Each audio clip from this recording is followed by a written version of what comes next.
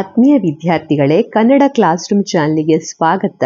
ಇವತ್ತಿನ ವಿಡಿಯೋದಲ್ಲಿ ನಾವು 7ನೇ ತರಗತಿ ಗಣಿತ ಅಧ್ಯಾಯ 4 ಅಕ್ಷರ ಸಂಖ್ಯೆಗಳ ಉಕ್ತಿಗಳು. ಈ ಅಧ್ಯಾಯದಲ್ಲಿ ಬರುವಂತಹ ವಿಷಯ ಪುಟ ಸಂಖ್ಯೆ 90ರಲ್ಲಿ ಅಂಕಗಣಿತ ಗಣಿತೋಕ್ತಿಗಳ ಪುನರಾವಲೋಕನ ಅಂತ ಕೊಟ್ಟಿದ್ದಾರೆ. ಈ ವಿಷಯದ ಬಗ್ಗೆ ಕಲಿಯೋಣ. ನಮಗೆ ಯಾವುದೇ ಬೀಜೋಕ್ತಿಯನ್ನು ಕೊಟ್ಟಾಗ ಅದರ ಬೆಲೆಯನ್ನು ನಾವು ಯಾವ ರೀತಿಯಲ್ಲಿ ಕಂಡುಹಿಡಿಬಹುದು? ಯಾವುದೇ ಬೀಜೋಕ್ತಿಯ ಬೆಲೆಯನ್ನು ಕಂಡುಹಿಡಲಿಕ್ಕೆ 2 ಸುಲಭವಾದ ವಿಧಾನಗಳಿವೆ. ಮೊದಲನೇ ವಿಧಾನ ಅದಲು ಬದಲು ಅಥವಾ ಸ್ವ್ಯಾಪಿಂಗ್. 2 ಸಂಖ್ಯೆಗಳನ್ನು ನಾವು ಯಾವುದೇ ಕ್ರಮದಲ್ಲಿ ಕೂಡಿಸಬಹುದು. ಈಗ ಉದಾಹರಣೆಗೆ 2+3 ಅಂತ ಇದ್ರೆ 2+3 ಮಾಡ್ಬೋದು ಅಥವಾ 3+2 ಕೂಡ ಮಾಡ್ಬೋದು. ಆ ಸಂಖ್ಯೆಗಳ ಕ್ರಮಗಳನ್ನು ಅದಲು ಬದಲು ಮಾಡಿ ನಾವು ಕೂಡಿಸಬಹುದು. ಇದು ಒಂದನೇ ವಿಧಾನ. ಹಾಗೆ ಎರಡನೇ ವಿಧಾನ ಗುಂಪು ಮಾಡುವಿಕೆ. ಅಂದ್ರೆ ತುಂಬ ಸಂಖ್ಯೆಗಳು ಇದ್ದಾಗ, ನಮಗೆ ಕೊಟ್ಟಿರುವಂಥ ಬೀಜೋಕ್ತಿಗಳಲ್ಲಿ ಅನೇಕ ಸಂಖ್ಯೆಗಳು ಇದ್ದಾಗ ನಮಗೆ ಕೂಡಿಸ್ಲಿಕ್ಕೆ ಅನುಕೂಲ ಆಗುವ ಹಾಗೆ ಅವುಗಳನ್ನು ಗುಂಪು ಮಾಡಿ ನಾವು ಕೂಡಿಸ್ಬೋದು. ಈ 2 ವಿಧಾನದ ಮೂಲಕ ನಾವು ಬೀಜೋಕ್ತಿಯ ಬೆಲೆಗಳನ್ನು ಕಂಡುಹಿಡಿಬಹುದು. ಈ ವಿಧಾನಗಳನ್ನು ಉಪಯೋಗಿಸಿದ್ರೆ ಬೀಜೋಕ್ತಿಯ ಬೆಲೆಯಲ್ಲಿ ಯಾವುದೇ ಬದಲಾವಣೆ ಬರುವುದಿಲ್ಲ. ನಾವು ಕರೆಕ್ಟಾಗಿ ಆನ್ಸರನ್ನು ಕಂಡುಹಿಡಲಿಕ್ಕೆ ಸಾಧ್ಯ ಇದೆ. ಹಾಗೆ ನಾವು ಆವರಣ ಅಂದರೆ ಬ್ರ್ಯಾಕೆಟ್ಗಳನ್ನು ಉಪಯೋಗಿಸಿ ಅದರ ಹೊರಗಡೆ ಋಣ ಚಿಹ್ನೆಗಳನ್ನು ಬಳಕೆ ಮಾಡಿ ಹಾಗೆ ಆ ಋಣ ಚಿಹ್ನೆಗಳನ್ನು ತೆಗೆದು ಕೂಡ ಬೀಜೋಕ್ತಿಗಳ ಬೆಲೆಗಳನ್ನು ಕಂಡುಹಿಡಿಯಬಹುದು. ಅದೇ ರೀತಿ ನಾವು ಹಿಂದೆ ಚಾಪ್ಟರ್ 2ರಲ್ಲಿ ವಿಭಾಜಕ ನಿಯಮ ಅಥವಾ ವಿತರಣದ ನಿಯಮದ ಬಗ್ಗೆ ಕೂಡ ಕಲ್ತಿದ್ದೇವೆ. ಅದು ಏನು ಹೇಳ್ತದೆ? ಒಂದು ಮೊತ್ತದ ಗುಣಕವು ಆ ಮೊತ್ತದ ಪ್ರತಿಯೊಂದು ಪದದ ಗುಣಕಗಳ ಮೊತ್ತಕ್ಕೆ ಸಮವಾಗಿರ್ತದೆ ಅಂತ ಹೇಳ್ತೇವೆ. ಸೊ ಇದೆಲ್ಲವನ್ನ ನಾವು ಬೀಜೋಕ್ತಿಗಳ ಬೆಲೆಯನ್ನ ಕಂಡುಹಿಡಲಿಕ್ಕೆ ಉಪಯೋಗಿಸ್ತೇವೆ. ಇಲ್ಲಿ ನಮಗೆ ಕೆಲವೊಂದು ಗಣಿತೋಕ್ತಿಗಳನ್ನು ಕೊಟ್ಟಿದ್ದಾರೆ. ನಾವು ಇದರ ಬೆಲೆಗಳನ್ನು ಕಂಡುಹಿಡಿಬೇಕು. ಕೆಲವು ಗಣಿತೋಕ್ತಿಗಳ ಬೆಲೆಗಳನ್ನು ಅವರೇ ಕಂಡುಹಿಡಿದಿದ್ದಾರೆ. ಇನ್ನು ಕೆಲವು ಬೆಲೆಗಳನ್ನು ನಾವು ಕಂಡುಹಿಡಿಬೇಕು. ಸೊ ಮೊದಲಿಗೆ ಇಲ್ಲಿ ಕೊಟ್ಟಿರುವಂಥದ್ದು 23 - 10 × 2 ಅಂತ ಕೊಟ್ಟಿದ್ದಾರೆ. ಇದು ಮೊದಲನೇ ಪ್ರಾಬ್ಲಮ್. ಸೊ ಈ ಪ್ರಾಬ್ಲಮ್ ಅನ್ನ ಅವರು ಇಲ್ಲಿ ಸಾಲ್ವ್ ಮಾಡಿದ್ದಾರೆ. ನೀವಿಲ್ಲಿ ಕಾಣಬಹುದು 23 - 10 × 2. ಇದನ್ನ ಯಾವ ರೀತಿಯಲ್ಲಿ ಗುಣಿಸಿದ್ದಾರೆ? ಇದನ್ನ ಈಗ ನೀವು -10 × 2, ಮೈನಸ್ ಚಿಹ್ನೆ ಇದೆ, ಗುಣಿಸು ಚಿಹ್ನೆ ಇದೆ. 2 ಚಿಹ್ನೆ ಇದ್ದಾಗ ನಾವು ಯಾವಾಗಲೂ ಗುಣಿಸುವುದನ್ನು ಮೊದಲು ಮಾಡಬೇಕು. ಸೊ 23 ಪ್ಲಸ್ -10 × 2 ಇದನ್ನು ಮೊದಲು ಮಾಡಬೇಕು. ಅಂದರೆ -20 ಮತ್ತೆ ಇಲ್ಲಿ ಉಳಿತಾ ಇದೆ 23. ಸೊ 23ರಿಂದ 20 ಕಳೆದ್ರೆ ನಮಗಿಲ್ಲಿ ಸಿಗ್ತಾ ಇದೆ 3 ಆನ್ಸರ್. ಸೊ ಈ ರೀತಿಯಲ್ಲಿ ಆನ್ಸರ್ ಬರ್ತದೆ. ನಂತರ ಎರಡನೇ ಕ್ವಶನ್ ಅನ್ನು ಕೊಟ್ಟಿದ್ದಾರೆ. ಎರಡನೇ ಕ್ವಶನ್ ಅಲ್ಲಿ ಏನಿದೆ? 83 + 28 - 13 + 32 ಅಂತ ಇದೆ. ಇಲ್ಲಿ ಏನ್ ಮಾಡ್ತಾ ಇದ್ದಾರೆ ಅಂದ್ರೆ ಇಲ್ಲಿ ಅದಲು ಬದಲು ಮಾಡ್ತಾ ಇದ್ದಾರೆ. ಅಂದ್ರೆ ನಮಗೆ ಕೂಡಿಸ್ಲಿಕ್ಕೆ ಅನುಕೂಲವಾಗುವ ಹಾಗೆ ಈ ಪ್ಲಸ್ ಚಿಹ್ನೆ ಇರುವುದನ್ನ ಒಟ್ಟಾಗಿ ಬರೆದ್ರು. ಈಗ 83 + 28 - 13 + 32 ಅಂತ ಇದೆ.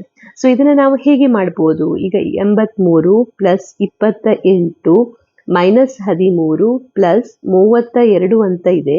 ಸೊ ನಾವಿಲ್ಲಿ 83 ಮತ್ತು 32 ಕೂಡಿಸ್ಬೋದು. ಸೊ ಅದನ್ನು ಅವರು ಮಾಡಿದ್ದಾರೆ ಇಲ್ಲಿ.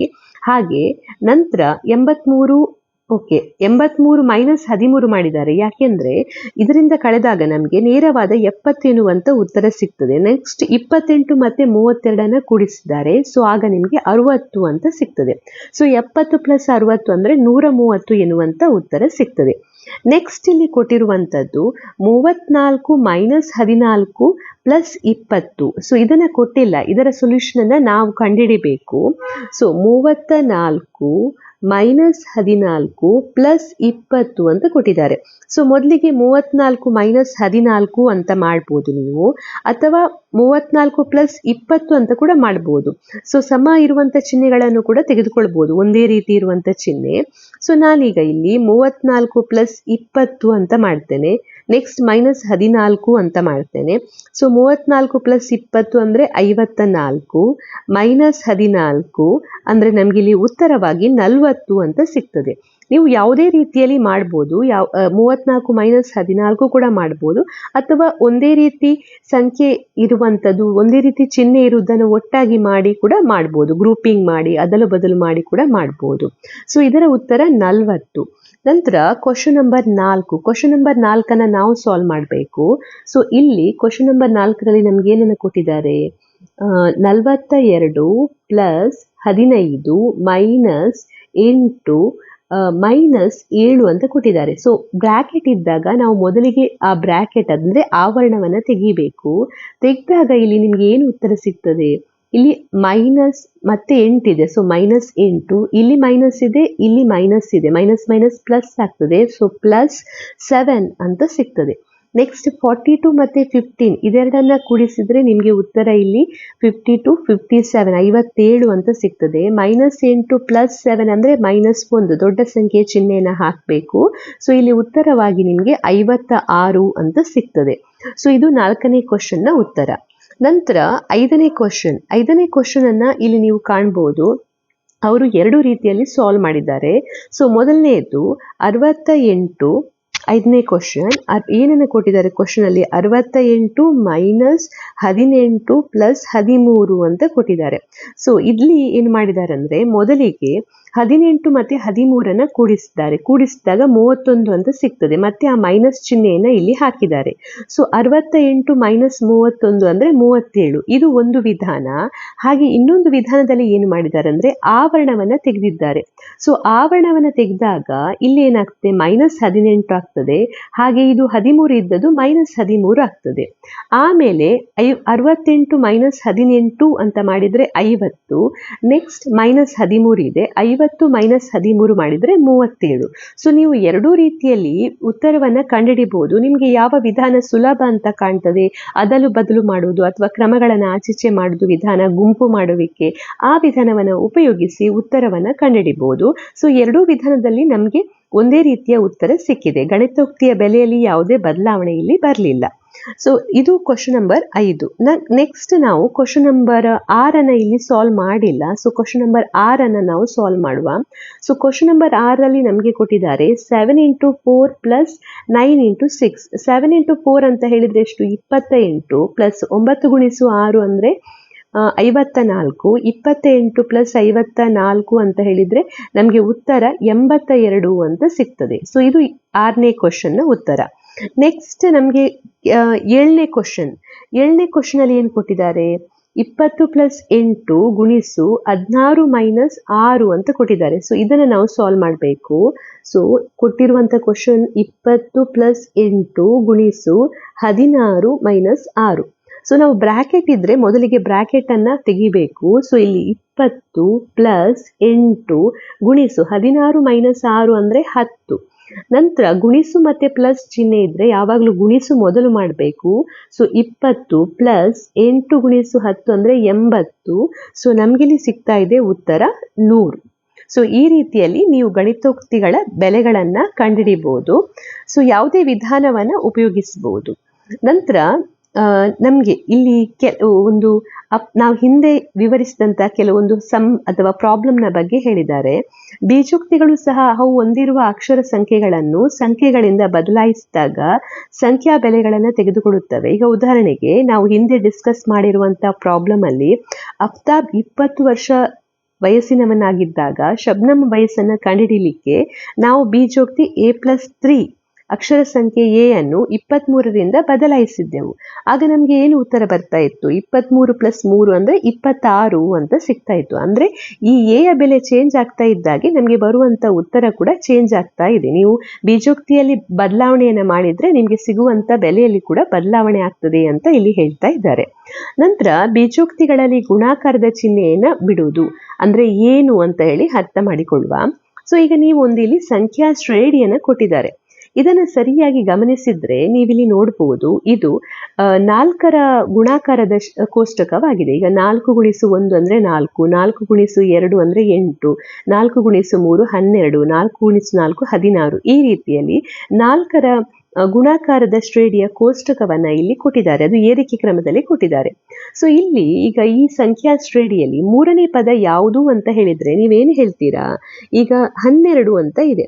ಈ 12ನ್ನ ನಾವು ಹೇಗೆ ಬರೀಬಹುದು? 4 ಗುಣಿಸು 3 ಅಂತ ಬರೀಬಹುದು. ಹಾಗೆ 8ನ್ನ ಹೇಗೆ ಬರೀಬಹುದು? 4 ಗುಣಿಸು 2 ಅಂತ ಬರೀಬಹುದು. ಈ 4ನ್ನ 4 ಗುಣಿಸು 1 ಅಂತ ಬರೀಬಹುದು. ಸೊ ಇಲ್ಲಿ ಮೂರನೇ ಪದ ಯಾವುದು? 12, 4 ಗುಣಿಸು 3. ಸೊ ಈ ಶ್ರೇಣಿಯ ಮೂರನೇ ಪದ ಯಾವುದು? 4 ಗುಣಿಸು 3 ಅಂದ್ರೆ 12 ಆಗಿದೆ. ಹಾಗೆ ಈ ಶ್ರೇಣಿಯ 29ನೇ ಪದ ಬೇಕು ಅಂತ ಆದ್ರೆ ನಾವೇನ್ ಮಾಡಬೇಕು? 4 ಗುಣಿಸು 29 ಅಂತ ಮಾಡಬೇಕು. ಅಂದ್ರೆ 4ಕ್ಕೆ 29ರಿಂದ ಗುಣಿಸಿದಾಗ ನಮಗೆ ಏನು ಉತ್ತರ ಸಿಗ್ತದೆ? ಆ ಉತ್ತರವು ನಮಗೆ 4 ಗುಣಿಸು 29ರ ಬೆಲೆಯನ್ನ ಕೊಡ್ತದೆ. ಅಂದ್ರೆ ಇಲ್ಲಿ ಉತ್ತರವಾಗಿ ನಿಮಗೆ 29 ಗುಣಿಸು 4 ಅಂತ ಹೇಳಿದ್ರೆ 116 ಅಂತ ಬರ್ತದೆ. ಸೊ ಇದೇ ರೀತಿ ನಾವು ಎನ್ನನೇ ಪದವನ್ನ ಹೇಗೆ ಕಂಡುಹಿಡಿಬಹುದು? ಈ ಸಂಖ್ಯೆಗಳನ್ನ ಎನ್ ಅಂತ ನಾವು ತೆಗೆದುಕೊಂಡ್ರೆ ಯಾವ ರೀತಿಯಲ್ಲಿ ಬೆಲೆಗಳನ್ನ ಕಂಡುಹಿಡಿಬಹುದು? ಸೊ 4 ಎಲ್ಲಾ ಕಡೆಯಲ್ಲೂ ಕೂಡ ಇದೆ. ಮೂರನೇ ಪದ ಅಂತ ಹೇಳಿದ್ರೆ 4 ಗುಣಿಸು 3. 29ನೇ ಪದ ಅಂತ ಹೇಳಿದ್ರೆ 4 ಗುಣಿಸು 29. ಸೊ ಎನ್ನನೇ ಪದ ಅಂತ ಹೇಳಿದ್ರೆ ನಾವೇನು ಹೇಳ್ಬೋದು? 4 ಗುಣಿಸು ಎನ್ ಅಂತ ಹೇಳ್ಬೋದು. ಸೊ ಇದು 4ರ ಗುಣಕಗಳ ಶ್ರೇಣಿಯಾಗಿರುವುದರಿಂದ ಎನ್ನನೇ ಪದವನ್ನ ನಾವು ಹೇಗೆ ಕಂಡುಹಿಡಿಯಬಹುದು? 4 ಗುಣಿಸು ಎನ್ ಈ ಬೀಜೋಕ್ತಿಯನ್ನು ಉಪಯೋಗಿಸಿ ನಾವು ಎನ್ನನೇ ಪದವನ್ನ ಕಂಡುಹಿಡಿಯಬಹುದು. ನಂತರ ಈಗ ಇಲ್ಲಿ k is equal to 4 ಆದಾಗ ಬೀಜೋಕ್ತಿ 7k ಯ ಬೆಲೆ ಎಷ್ಟು ಅಂತ ಕೇಳಿದ್ದಾರೆ. k is equal to 4 ಆದಾಗ ಇದರ ಬೆಲೆಯನ್ನು ಕಂಡುಹಿಡಿಬೇಕು. ಅಂದ್ರೆ 7 ಇಂಟು k 4, ಸೊ 7 ಗುಣಿಸು 4 ಅಂದ್ರೆ 28 ಆಗ್ತದೆ. ಅದೇ ರೀತಿ m is equal to 2 ಆದಾಗ 5m plus 2 ಬೆಲೆ ಎಷ್ಟು ಅಂತ ಕೇಳಿದ್ದಾರೆ. ಸೊ 3 ಇದೆ, 5m plus 3 ಇದೆ. ಅಂದ್ರೆ 5 ಗುಣಿಸು ಎಮ್ಮಿನ ಜಾಗದಲ್ಲಿ 2 ಅನ್ನು ಹಾಕಬೇಕು ಪ್ಲಸ್ 3. 5 ಗುಣಿಸು 2 ಅಂದ್ರೆ 10, 10 ಪ್ಲಸ್ 3 ಅಂದ್ರೆ ಇದು ನಿಮಗೆ 13 ಕೊಡ್ತದೆ. ಸೊ ಈ ರೀತಿಯಲ್ಲಿ ನಮಗೆ ಯಾವುದಾದ್ರೂ ಒಂದು ಬೀಜೋಕ್ತಿಯನ್ನ ಕೊಟ್ಟು ಅದರ ಅಲ್ಲಿರುವಂತಹ ಅಕ್ಷರದ ಬೆಲೆಯನ್ನ ಕೊಟ್ಟರೆ ನಾವು ಅದರ ಬೆಲೆಗಳನ್ನ ಈಸಿಯಾಗಿ ಕಂಡುಹಿಡಿಯಲಿಕ್ಕೆ ಆಗ್ತದೆ. ನಂತರ ನಮ್ಗೆ ಇಲ್ಲಿ ಕೆಲವೊಂದು ಬೀಜೋಕ್ತಿಗಳನ್ನ ಕೊಟ್ಟಿದ್ದಾರೆ, ಹಾಗೆ ನಾವು ಅದರ ಬೆಲೆಯನ್ನು ಕಂಡುಹಿಡಿಬೇಕು.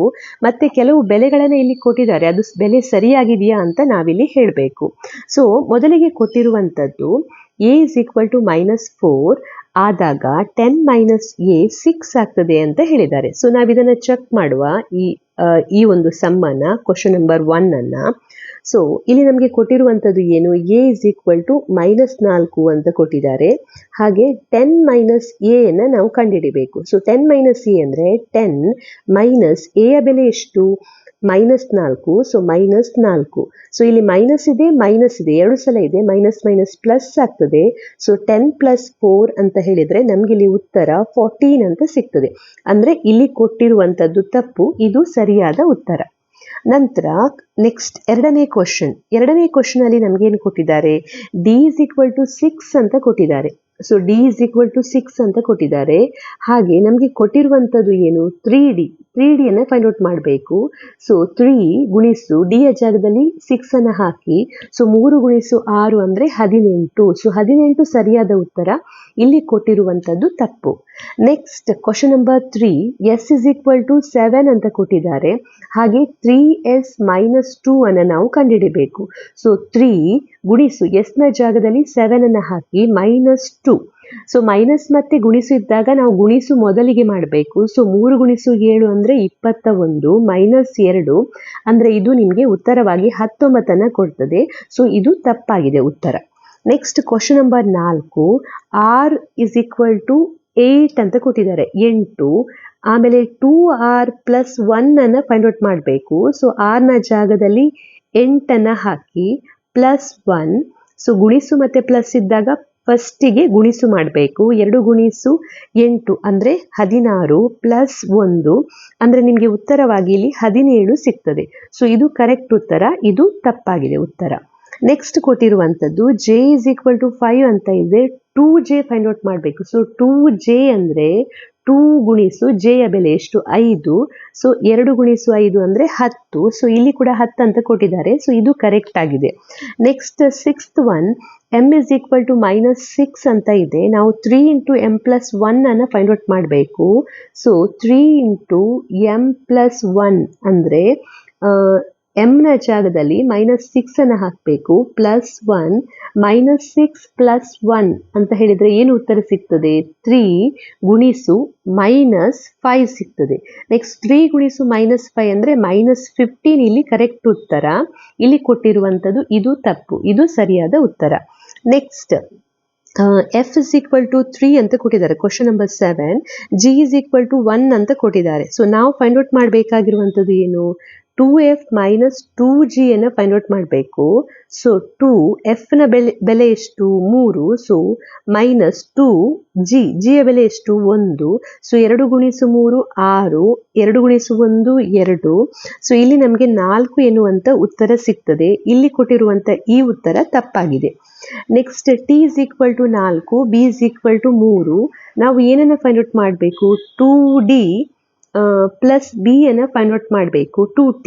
ಸೊ 2t ಯ ಬೆಲೆ ಎಷ್ಟು? 4 ಪ್ಲಸ್ ಬಿ ಯ ಬೆಲೆ ಎಷ್ಟು? 3. ಸೊ 2 ಗುಣಿಸು 4 8, 8 ಪ್ಲಸ್ 3 ಅಂದರೆ 11 ಎನ್ನುವಂಥ ಉತ್ತರ ಬರ್ತದೆ. ಸೊ ಈ ಉತ್ತರ ತಪ್ಪಾಗಿದೆ, ಇದು ಕರೆಕ್ಟ್ ಉತ್ತರ. Next question number 9. h is equal to 5, n is equal to 6 ಆದಾಗ h minus 3 minus n ಅನ್ನು ಫೈಂಡ್ ಔಟ್ ಮಾಡಬೇಕು. ಸೊ ಬೆಲೆಗಳನ್ನು ಹಾಕ್ತಾ ಹೋಗಿ. h ಎಷ್ಟು? 5 ಮೈನಸ್ 3 ಇದೆ, ಮೈನಸ್ n ನ ಬೆಲೆ ಎಷ್ಟು? 6.